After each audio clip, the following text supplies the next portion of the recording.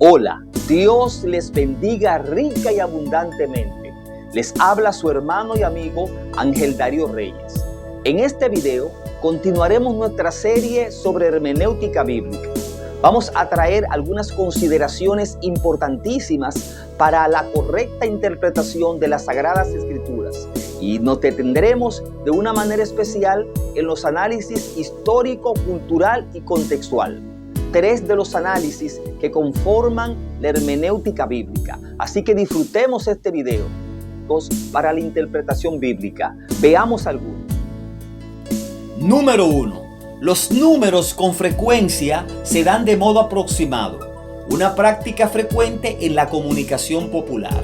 Por ejemplo, Gálatas 3:17 y Éxodo 12:40 dicen que el pueblo de Israel estuvo en Egipto 430 años. Pero cuando vamos a Génesis capítulo 15, versículos del 13 al 16, se nos habla de 400 años. Dios le dice a Abraham: tu descendencia será esclava en tierra ajena, en Egipto, por 400 años. ¿Por qué esta diferencia? Lo que sucede es que en ocasiones las cifras o los números en las escrituras se redondean. Esto es bueno que lo tengamos muy en cuenta.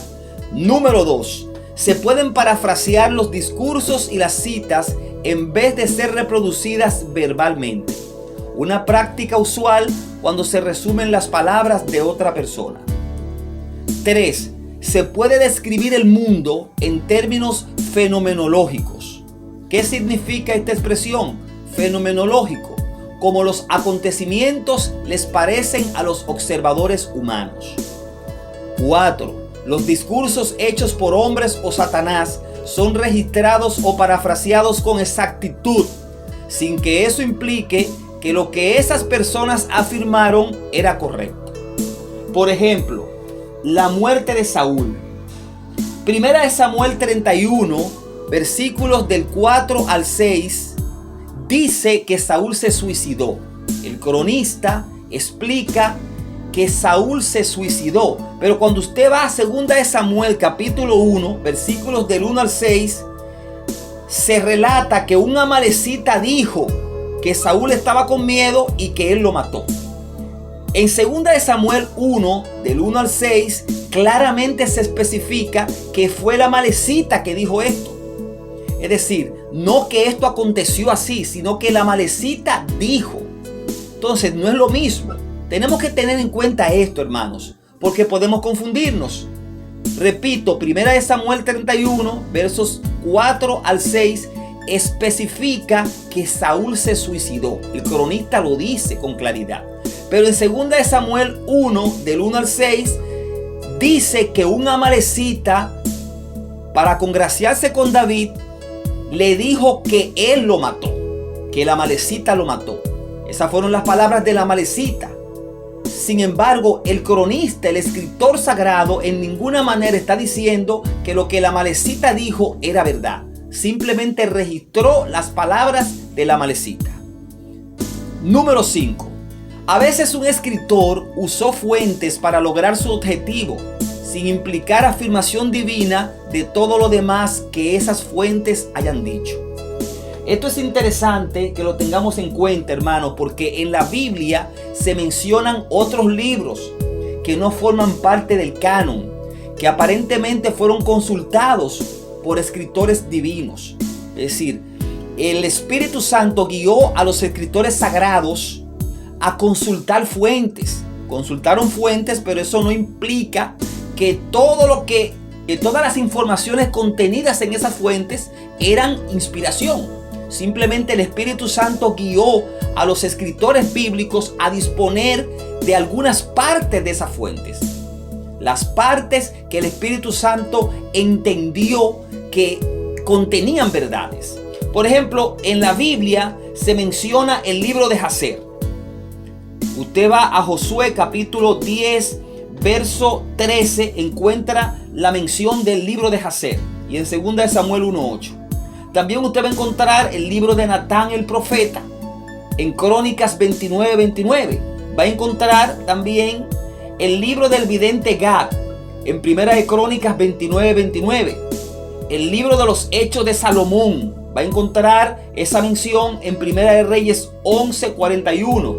Repito, eso no implica que todo lo demás que estaba en esas fuentes, en esos libros, era inspirado. Pero las partes que escogieron los escritores divinos, los escritores sagrados, sí era inspirada, porque el Espíritu Santo los guió a tomar esas informaciones. Tenemos, por ejemplo, en el Nuevo Testamento el caso de Judas, el escritor sagrado, cuando cita a Enoc. Él cita una parte del libro de Enoc, pero no quiere dejar dicho esto que todo el libro de Enoc sea inspirado por Dios. Y repito, esa cita, esa porción que él extrajo del libro de Enoc es inspirada porque el Espíritu Santo lo guió a tomar esa parte, sin implicar que todo el libro de Enoc sea inspirado por Dios. Es importante que tengamos esto muy en cuenta, hermanos, a la hora de examinar las Sagradas Escrituras. Bien, la principal presuposición de la teoría hermenéutica debe ser que el significado de un texto es el que el autor tenía en mente.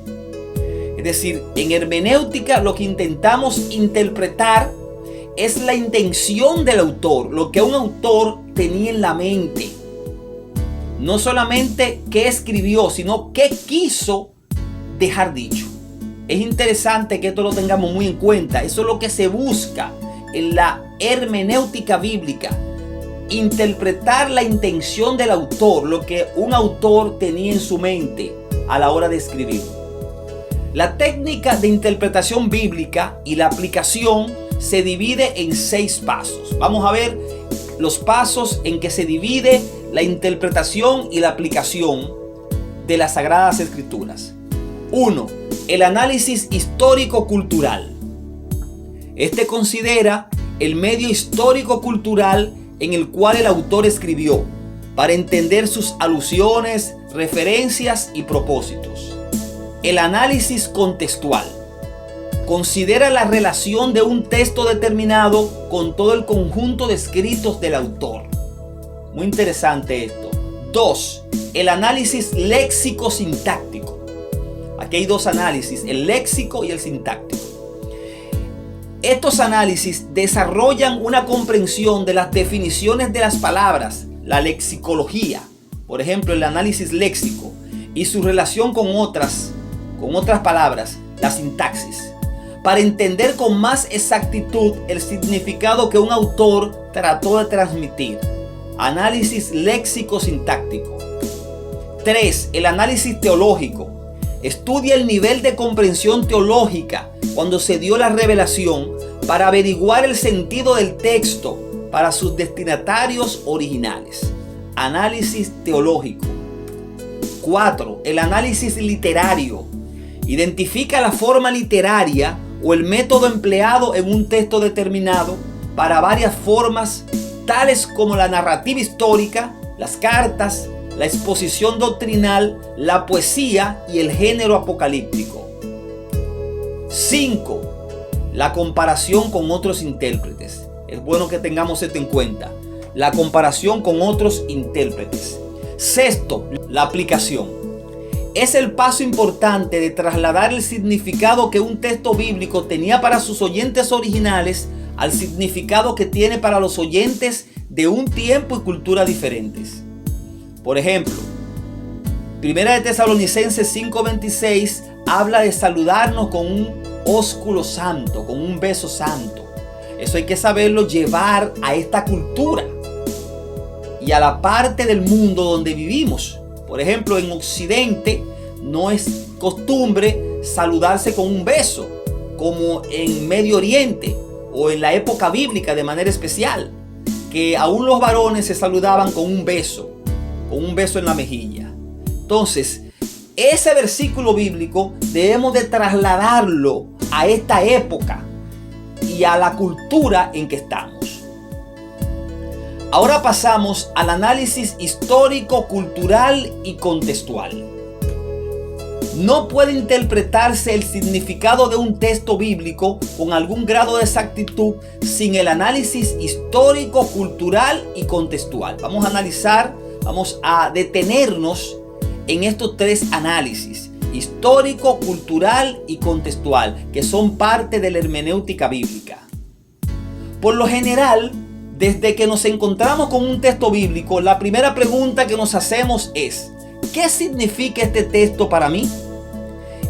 En verdad debemos preguntarnos primero, ¿qué significaba ese texto para el escritor original y sus lectores? Esa es la primera pregunta que tenemos que hacernos.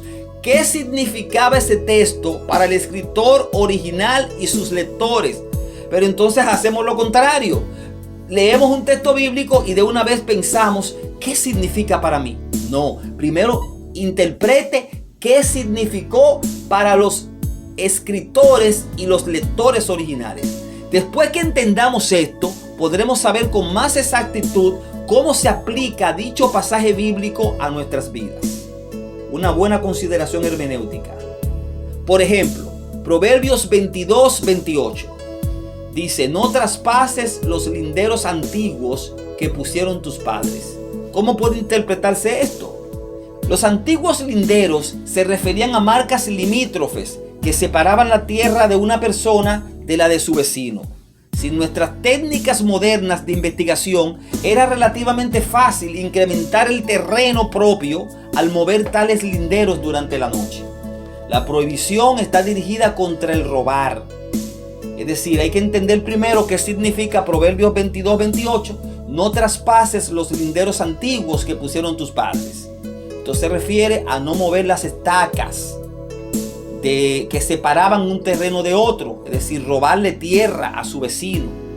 El análisis histórico, cultural y contextual puede realizarse al hacer tres preguntas, siendo cada una más específica que la anterior. Vamos a ver cuáles son las tres preguntas que hay que hacerse para efectuar el análisis histórico, cultural y contextual. Vamos a ver.